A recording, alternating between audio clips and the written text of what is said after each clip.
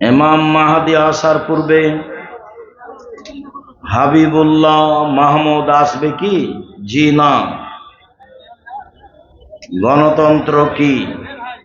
গণতন্ত্র খ্রিস্টান আব্রাহাম লিঙ্কনের পরিকল্পনা। নেতা মানুষ রচিত আইন মানতে বাধ্য। ইসলামী নীতিতে নেতা কোরআন হাদিসের আইন মানতে বাধ্য।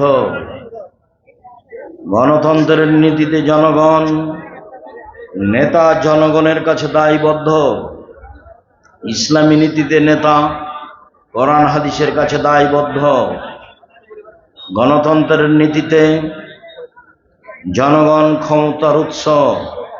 ইসলামী নীতিতে আল্লাহ ক্ষমতার উৎস। গণতন্ত্রের নীতিতে নেতার বয়স 5 বছর। ইসলামী নীতিতে নেতার বয়স 1 দিন 1 ঘন্টা 50 বছর। পরিবেশ যা হয় অনেক অমিল।